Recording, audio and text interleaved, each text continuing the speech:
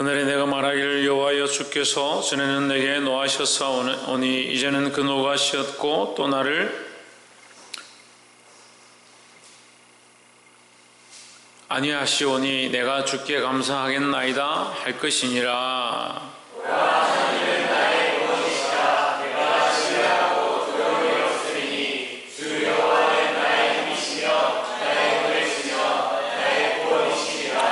그러므로 너희가 기쁨으로 구원의 우물들에서 물을 기르리로다.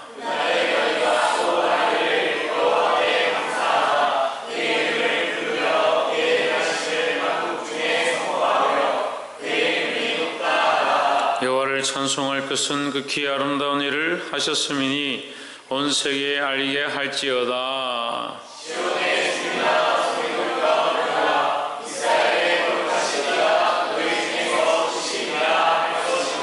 아모스의 아들 이사야가 바벨론에 대하여 받은 경고라.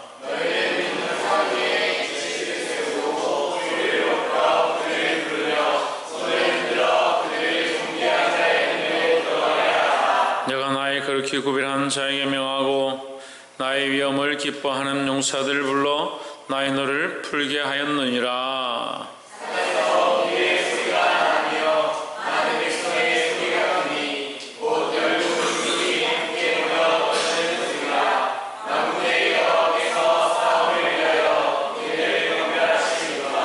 우리가 먼 나라에서 하늘가에서 왔으며 곧 여호와 그 진노의 병기라 온 땅을 멸하려 함이로다.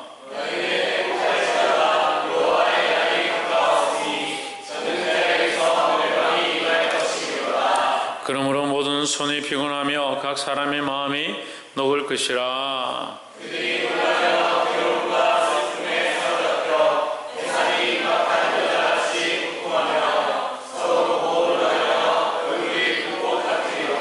여호와의 날 곧 잔혹히 분냄과 맹렬히 노하는 날이 임하여 땅을 한몫케 하며 그 중에서 죄인을 멸하리라.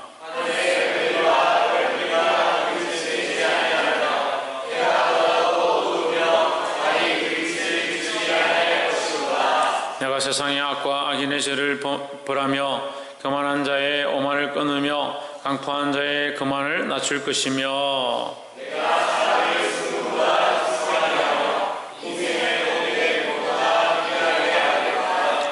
나 만군의 여호와가 분하여 맹렬히 노하는 날에 하늘은 진동시키며 땅을 흔들어 그 자리에서 떠나게 하리니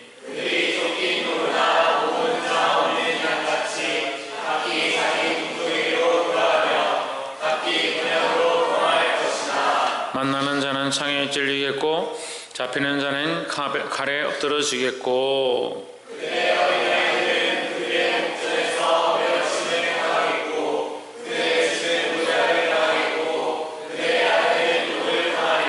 보라 오늘 돌아오지 아니하며 금을 기뻐하지 아니하는 메대 사람을 내가 격동시켜 그들을 치게 하리니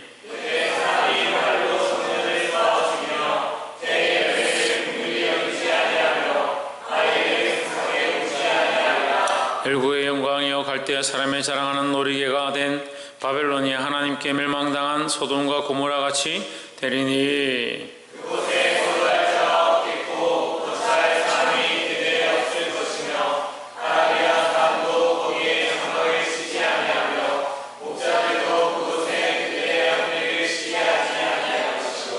오직 들짐승들이 거기 엎드리고 부르짖는 짐승이 그 가옥에 충만하며 타조가 거기 깃들이며 들량이 거기서 뛸 것이요 음성에는 산지랑이 부르짖을 것이요 화려한 전에는 들개가 울 것이라. 그의 때가 가까우며 그의 날이 오래지 아니하리라. 아멘. 할렐루야.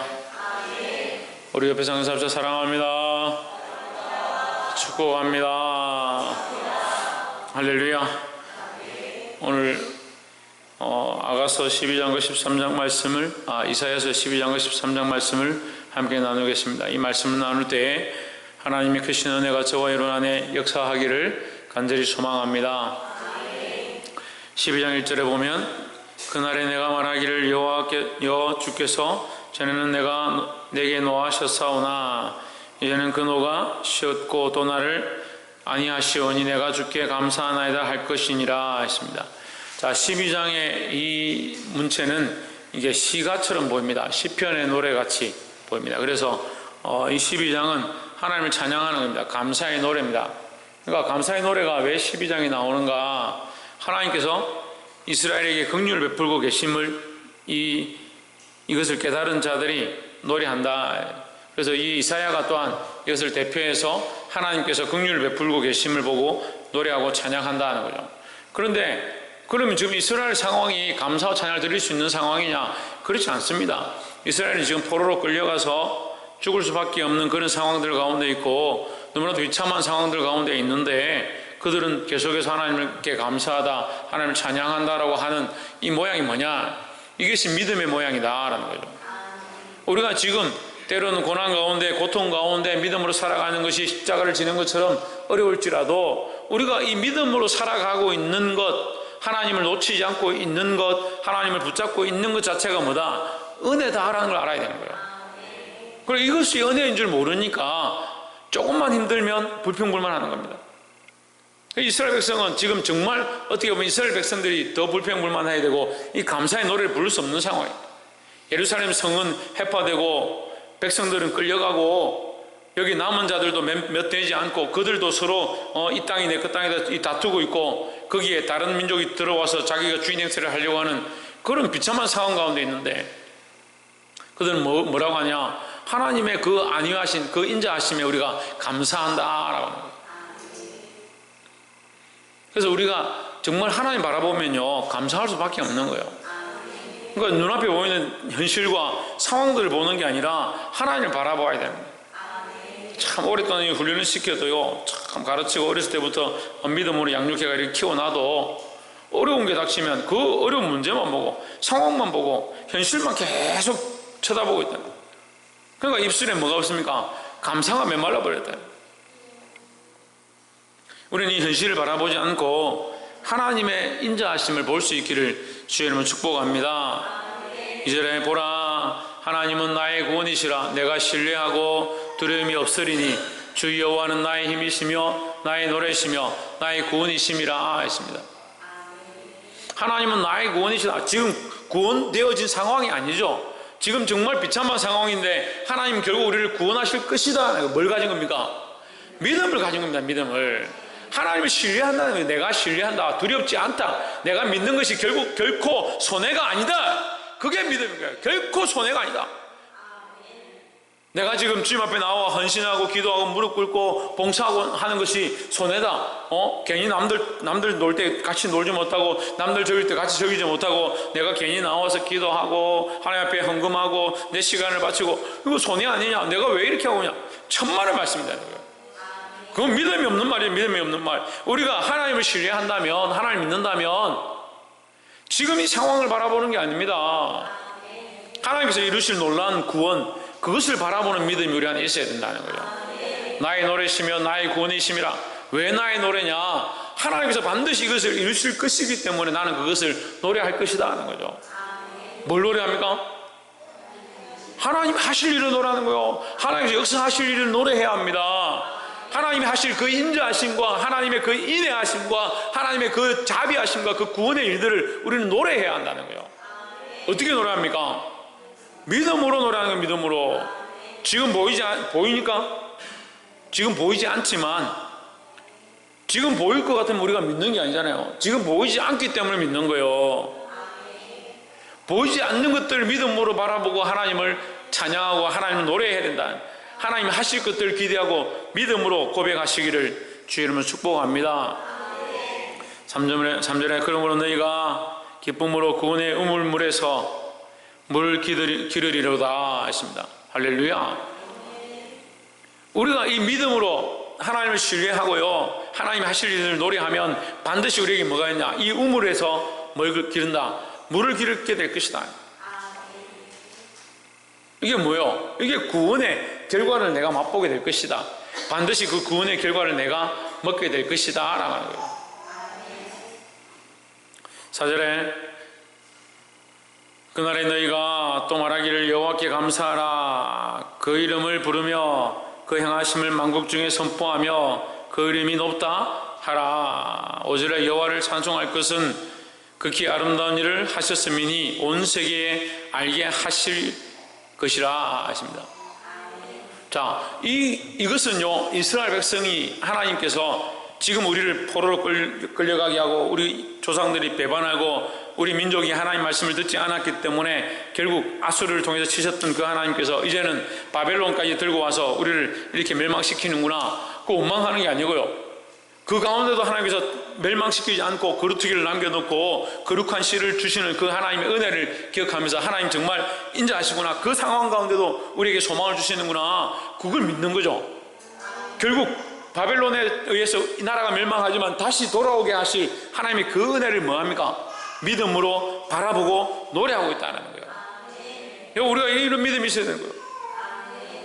보지 않고, 보이지 않고, 알 수 없지만 보이지 않고 바라볼 수 없는 그것들을 믿는 것이 믿음이다라는 거예요. 너무 현실적인 삶을 살아갑니다. 현실적인 삶, 현실적인 신앙을 가지고 있어요. 눈에 보이는 거, 실제로 일어나는 것들을 의지하니까 보이지 않는 것을 믿을 수 없다는 거예요. 그러니까 하나님 하실 것들을 바라볼 수가 없다. 그러니까 하나님께 어떻게 감사합니까?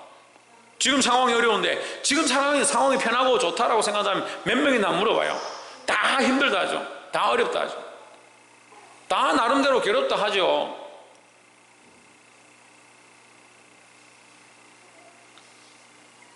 믿음으로 바라볼 수 있는 자들이 되기를 주의 이름으로 축복합니다. 뭘 바라봅니까? 하나님이 하실 일들. 여러분 옆에서 한번 보시죠. 하나님께서 우리에게 하실 일을 믿음으로 바라봅시다. 할렐루야. 이 이사야서는 예언서고 특별히 이스라엘에 대하여 경고하는 건데, 어디에 대하여? 이스라엘에 대하여 경고하는 건데, 그 이스라엘에 대한 경고에 대해서 이 기록되어져 있는 말씀 가운데 하필 희한하게 12장에서 뭘 하느냐, 이 시가 찬양의 노래가 있다. 찬양의 노래가 있다. 경고지만 이게 뭐가 있는 겁니까? 하나님의 사랑과 은혜가 있다라는 거죠. 요한계시록도 하나님께서 심판에 대하여 경고하십니다. 하지만 중간중간에 삽입되어 있는 삽경들이 우리에게 뭐한다? 하나님의 사랑을 가르쳐 주신다라는 거죠. 저 들어가세요, 저 안에.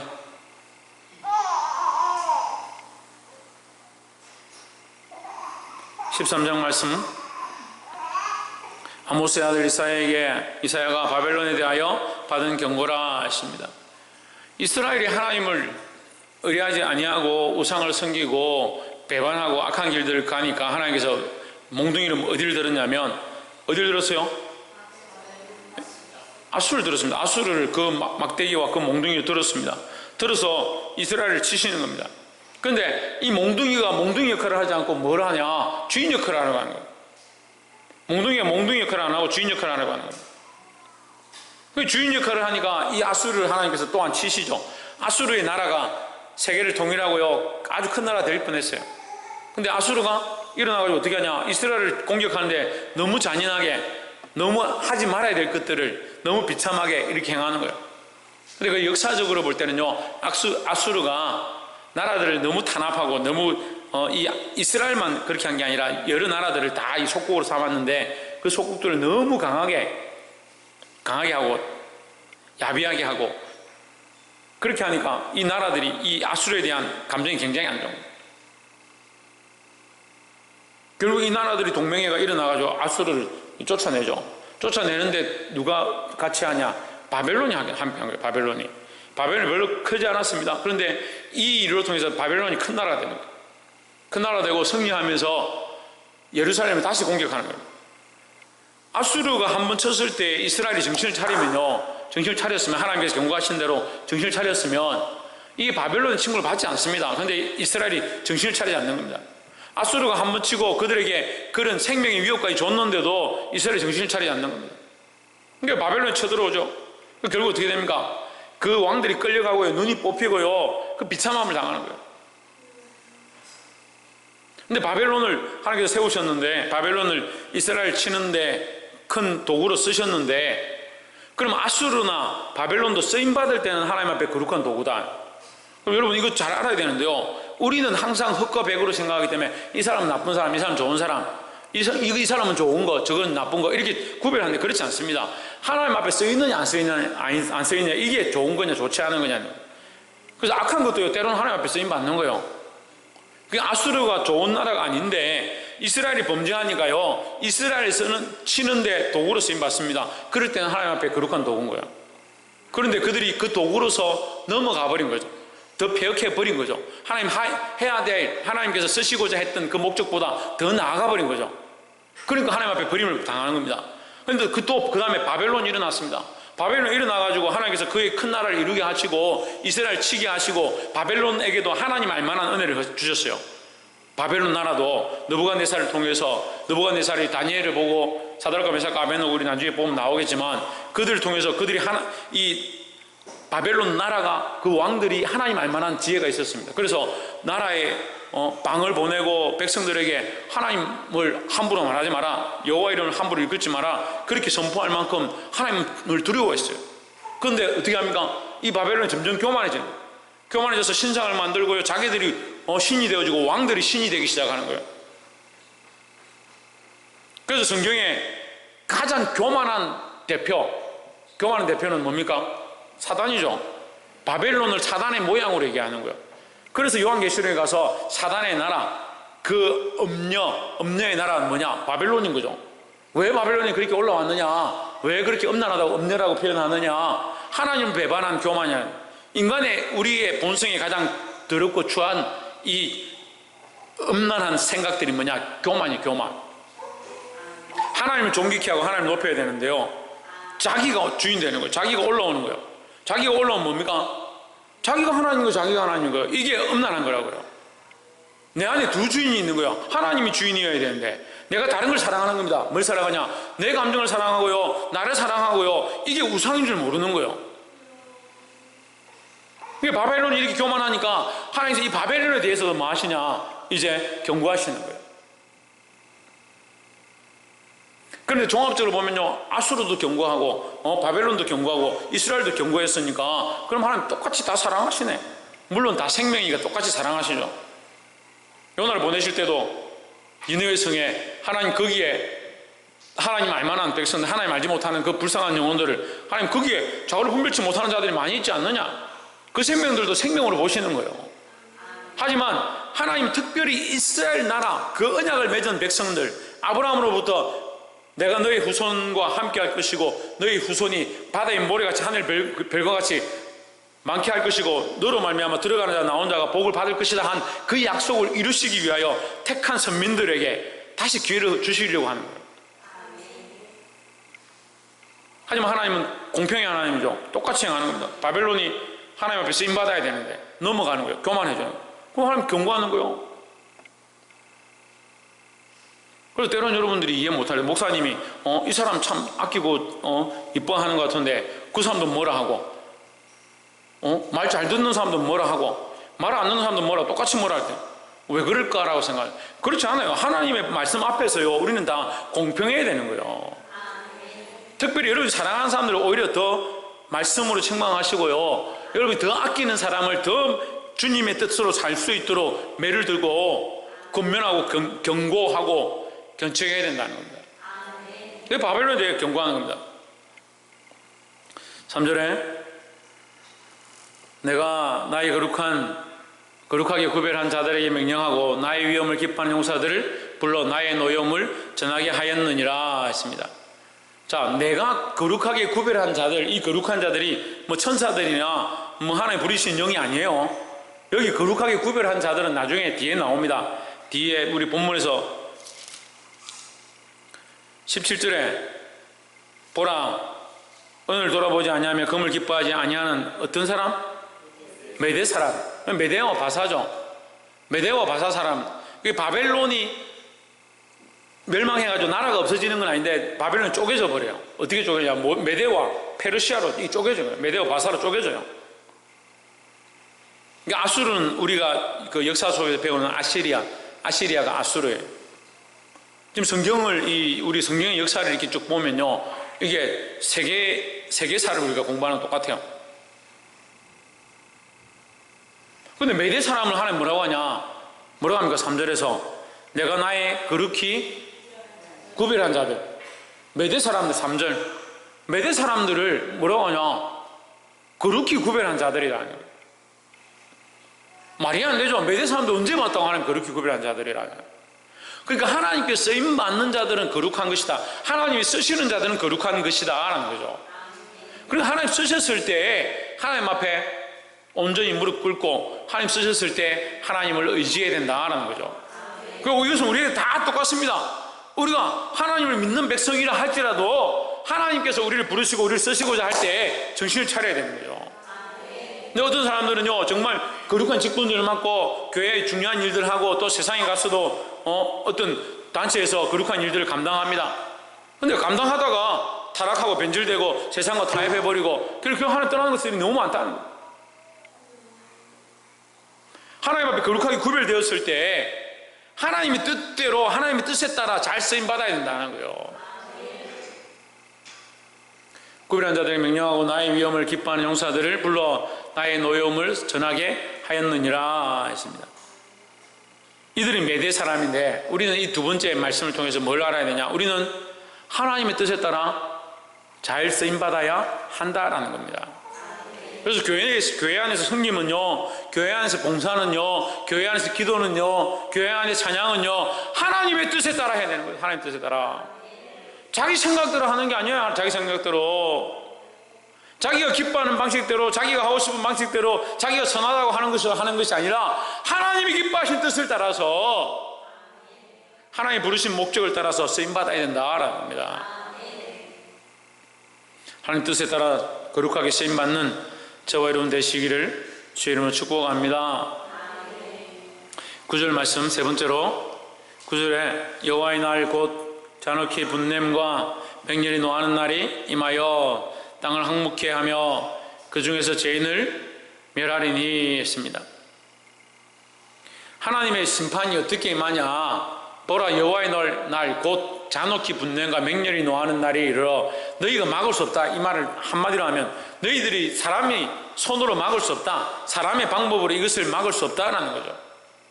그러니까 지금은 괜찮습니다. 지금은 뭐 우리가 분냄이 없고 하나님의 심판이 없고 하나님 노가 없을 때니까 우리가 막으려면 막고 뭐 오지도 않으니까 신경 안 쓰고 살면 되죠. 하지만 이것이 임하기 시작하면 막을 수가 없다. 그러니까 어떻게 해야 합니까?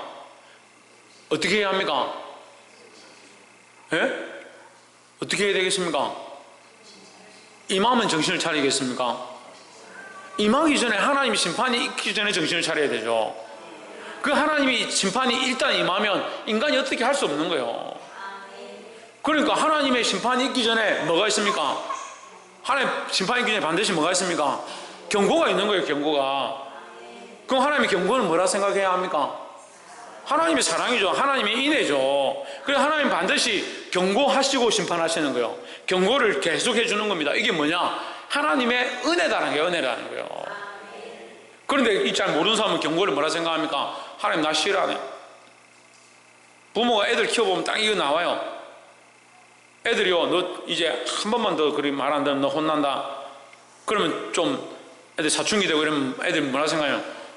엄마는 내가 그렇게 싫어. 내가 이렇게 하기만 하면 혼내려고 하고 나를 그렇게 미워하는 이런 생각하는 거예요.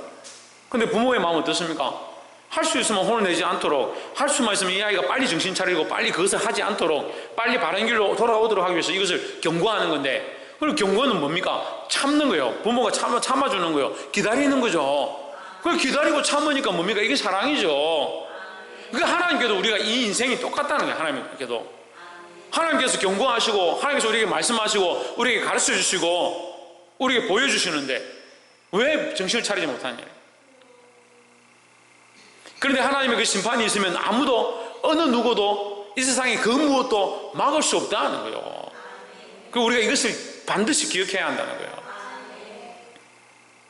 이걸 모르니까, 이걸 가르쳐주지 않으니까, 심판이 있다는 걸 가르쳐주지 않으니까, 하나님 심판이 임하면 우리가 어쩔 수 없다는 걸 가르쳐주지 않으니까 이 세상에 자기 마음대로 사는 거예요. 아, 예수 믿고 나 천국 가는데 뭔 상관이야. 하나님 우리 죄에 대해서 반드시 대가를 징벌을, 우리에게 책망을, 우리에게 징벌이 없다 하더라도 우리 자녀에게 이것이 흘러갑니다. 여러분, 엄란한 자녀에게요, 엄란함이 흘러가는 게 그게 이미 징벌이에요. 거짓말 많이 하는 자들의 자녀에게 거짓말이 자기도 모르게 흘러가 있는 것, 남을 비방하고 불평불만 많이 하는 사람들이 자기는 그렇게 안 하려고 하지만 그것이 자기도 모르게 자식들에게 흘러가 있는 것, 그것 자체가 이미 뭐요? 징벌이에요. 나에게 그런 모양들이 있을 때 이것을 끊는 훈련들을 해야 되고요, 내가 지금 끊고 정신을 차렸으면 내 자녀에게 흘러간 그것을 주워 담기 위하여 몸부림쳐야 되고. 어떻게 정리합니까? 어떻게 주워서 담습니까? 그들이 더 이상 그 길을 가지 않도록 나의 살아온 삶을 보고 그들도 그렇게 행하는 것들을 닦아주고 그렇게 하지 않도록 정리해주고, 그것이 뭐예요? 그것이 권고하고 권면하고 경고하는 거예요. 그래서 부모가 있는 거죠. 자기가 똑같이 자기 성격 따라서 이놈이 고집 세고 말 안 듣고 성질 부리고 하는데 나도 그랬으니까 뭐 어쩌겠노, 네 보니까 내 보는 것 같다, 아이고 나도 그랬는데 니도 뭐 그래 살아라. 이건 방임이에요, 방임. 하나님께서 범죄함 중에요, 방탕에 방임하는 것, 그것도 방탕도 죄고요, 방임하는 것도 뭐다? 죄라고 했습니다. 책임지지 않는 겁니다. 알면서도, 보면서도 그것을 바꾸려 하지 않습니다. 고치려 하지 않습니다. 그게 죄예요, 죄. 이게 하나님 경고가 있을 때 뭐 해야 된다? 빨리 정신을 차려야 된다. 그 심판이 임하면 돌이킬 수 없다, 돌이킬 수 없다, 우리가 감당할 수 없다, 이것을 잘 기억해야 된다는 거예요. 연결되어서, 이게 9절과 10절과 연결되어서 22절에 그 궁성에는 신랑이 부르짖을 것이요 화려한 전에는 들깨가 울 것이라 그의 때가 가까우며 그의 날이 오래지 아니하리라. 때가 오래지 않는다, 이 가깝다네, 가깝다. 얼마 남지 않았다는, 얼마 남지 않았다라는 거죠. 그러니까 하나님의 심판이 곧 올 것이고요, 이런 곤란의 때가 곧 올 것이다는 거예요. 그러니까 빨리 어떻게 됩니까? 빨리 정신을 차려야 된다. 깨닫는 대로 빨리 돌이켜야 된다는 거예요. 말씀을 맺겠습니다. 사랑하는 성도 여러분, 오늘 우리가 이 말씀을 통해서 하나님의 그 사랑을 보았습니다. 우리가 하나님의 사랑을 본다면 빨리 돌이켜야 합니다. 하나님을 인정하고요, 내 안에 우상 삼은 것들을 내려놓아야 합니다. 또한 우리가 왜 부르심을 받았는가, 우리가 어떻게 주를 믿게 되었는가, 그걸 알고요, 그 부르심의 뜻을 따라서, 하나님의 뜻을 따라서 바르게 쓰임받는 삶을 살아야 된다는 겁니다. 마지막 세 번째로, 이 심판의 때가 가깝다는 거, 얼마 남지 않았다는 거, 지금 빨리 정신을 차려야 된다는 거예요. 정신을 차리고 믿음으로 살아서 승리할 수 있는 저와 여러분 되시기를 주의 이름으로 축원합니다. 기도하겠습니다.